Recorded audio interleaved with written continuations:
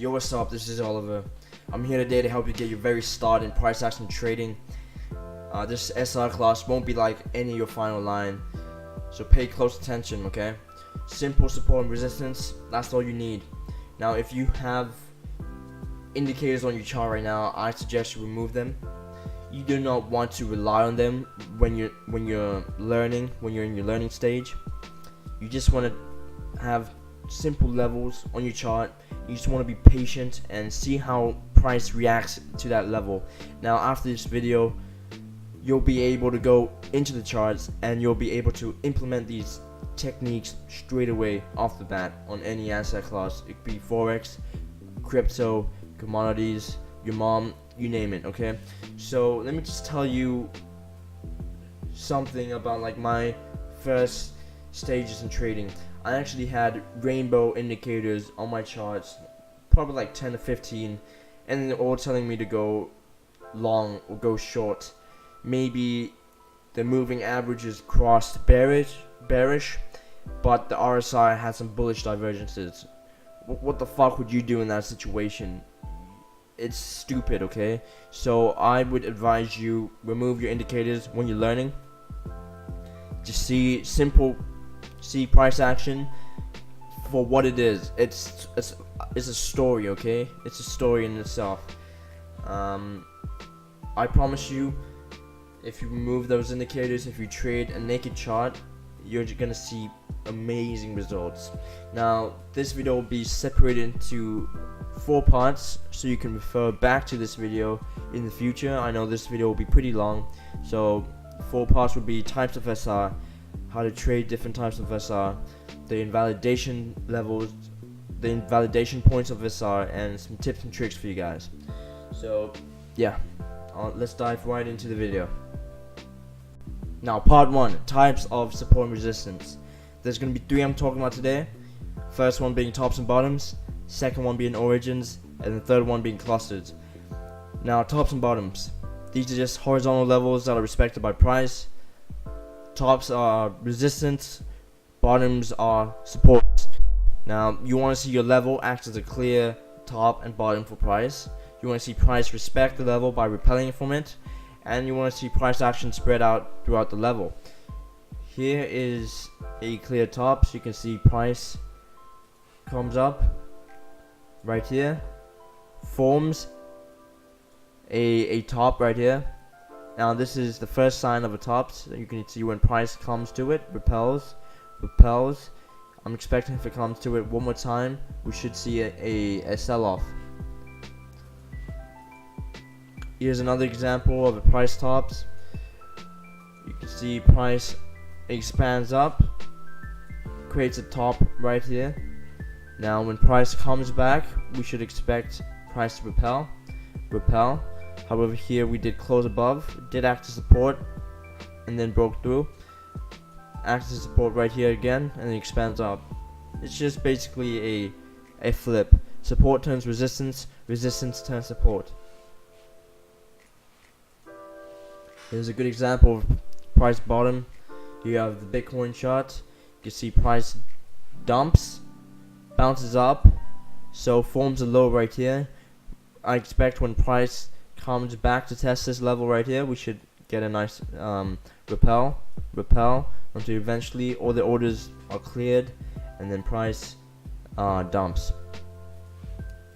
Here's another example of a bottom on an intraday chart.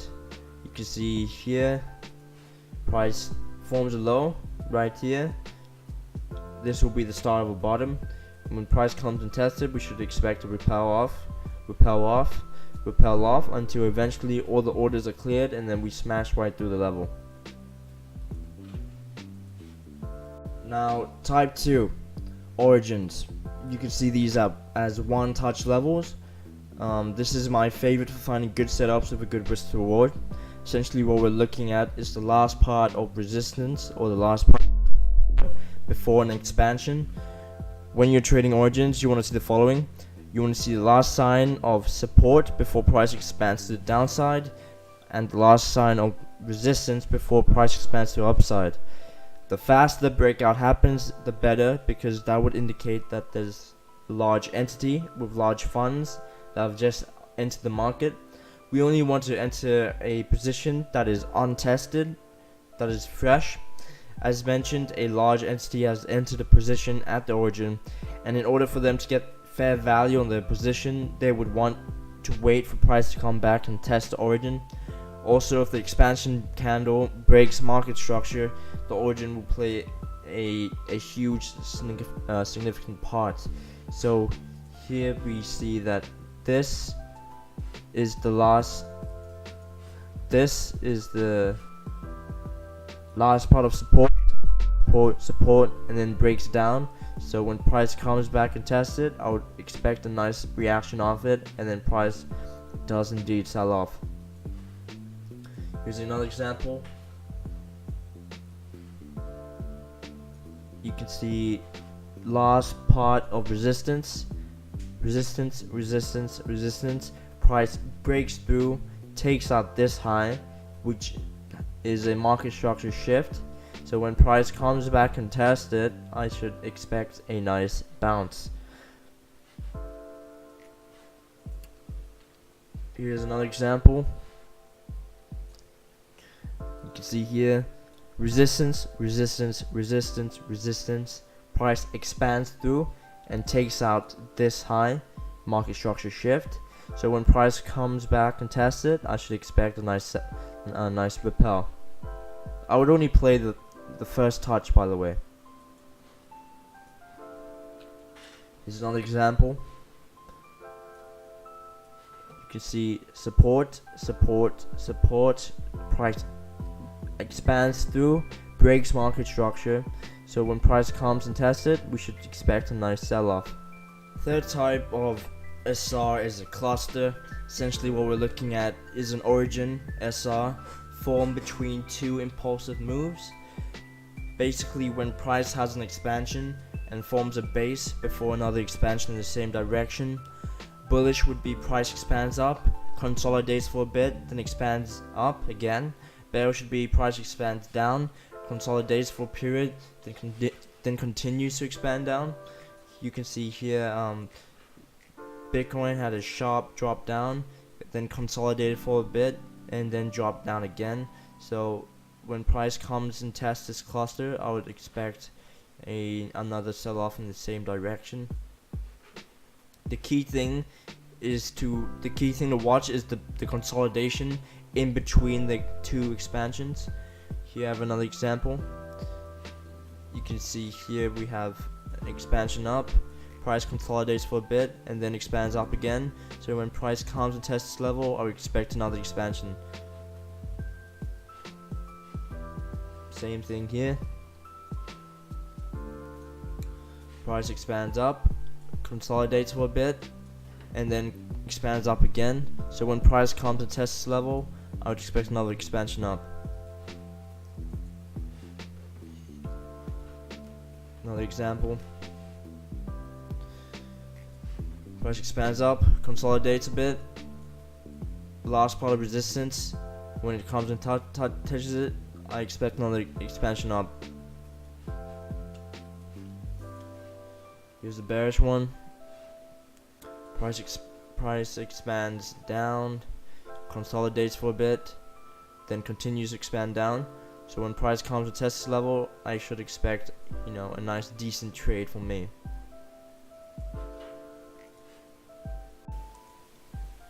Now this is the second part of the video. I'll teach you guys how exactly to trade at these SR levels. There's going to be 4 types. This is the first one. It's called continuation. Basically, when price approaches your level, it would react the same way it reacted the first time it touched it. So you can see we have a top right here. First time it touched, price dumped. So the second time we can expect another dump, and the third time we could expect another dump. Another example is here. Price expanded up from this level, so we can expect the same thing to happen here in the same direction until all the orders are cleared. Okay, the second type is just a SR flip. So when resistance turns into support and support turns into resistance.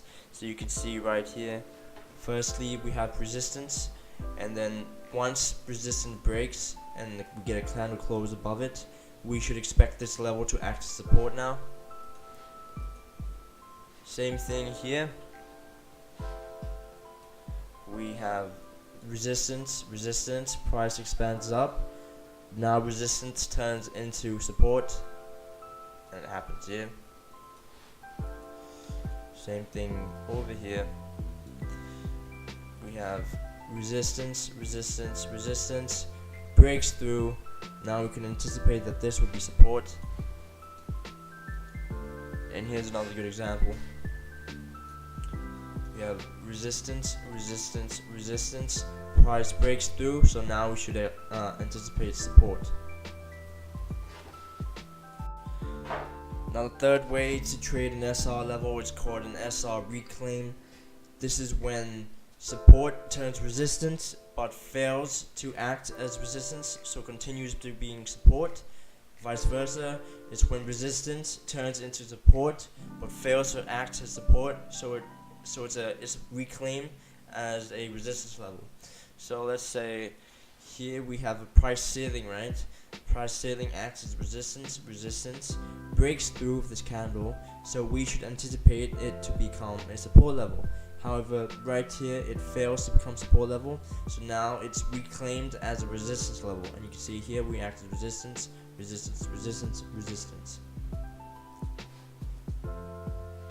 Here's another example.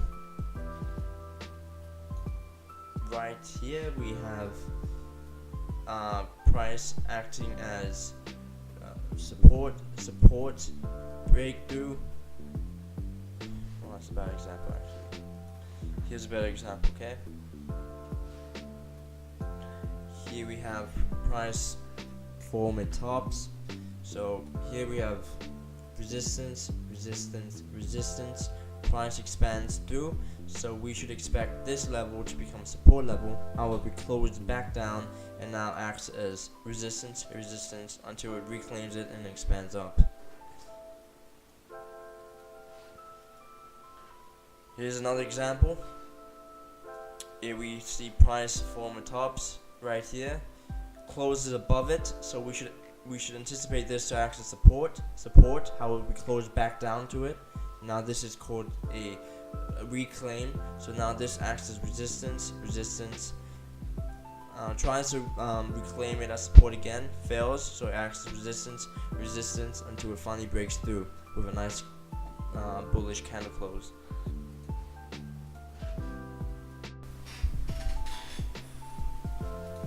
Now stop placement for support resistance level. Not every SR level has a decent area to place a stop. So if you have a level and you can't find a decent area to place a stop for it, there's no clear invalidation point for it, then don't force it. Just wait for another setup, that has a clear area to, define your risk. So here's a good example of a clear area to define a risk. This is an SR reclaim, yeah? See, resistance, support. Now support fails, we should expect resistance. So you could enter on the resistance and place your stop above this swing high, because generally you don't want this swing high to be broken. Otherwise, we're just gonna continue going up. High, low, high lows. If you have decent knowledge about market structure, you'll know where to place your stops and shit. Anyways, yeah, this is a decent setup. You see support broke through. Now we can enter on resistance with a stop above here, and yeah, that would be an invalidation point.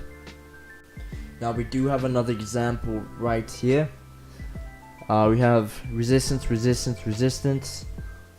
broke through, we should now anticipate this to be support, yeah? However, we didn't get support, and now this should be a resistance level. However, look at this. If you entered short on here, where would the invalidation level be? It would be right fucking here, and that is 11% away. So you could, you know, force it, but I would not advise that. Where would you place your stop? There's no clear swing point where there's an invalidation area. So yeah, if you're in this position, do not force the trade. So this would be a bad example. Now here's a good example, yeah? We have a price floor, support, trades up, support, trades up, breaks through, acts as resistance, creates a high low, breaks through the resistance, and claims this level. So you could go, you can go long on the reclaim, and there's clear swing points where you can place your invalidation stop. So what I do is I like to go with, you know, a not so hard stop, a loose stop. So this would be a good invalidation point. If price did break that low, then I would expect it to trade lower, yeah? You could go with a tighter stop right here under this swing point. Price should not, you know, be breaking that low, because if it did break that low, then this would act as resistance again. So yeah, you can go with this stop right here. You can see that, you know, we have clear swing points, and these are just, you know, clear areas of invalidation.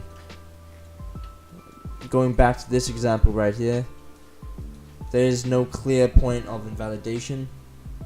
Your stop would be fucking loose as hell all the way up here. Here's another good example of, you know, trades that you don't have to force. We see here support, broke through, turns resistance, broke through again. Now we should anticipate support. You could go long on the support, and you could place your stop right below the swing low, okay? Because if price did break the swing low, the trade setup would be invalidated, yeah? Because if it broke through, this would act as resistance now, and then we could see trade lower. So just some general tips to you guys. Trade obvious levels, you know, don't trade the random ones, okay?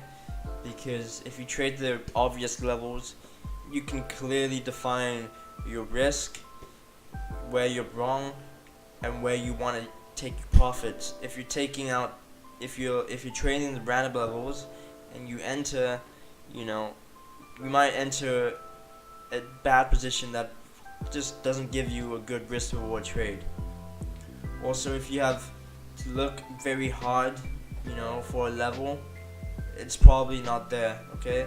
Good levels, they actually just jump right out at you.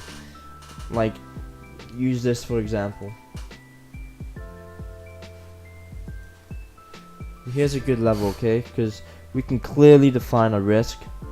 We are wrong right here, and we could target this lower level of support right here.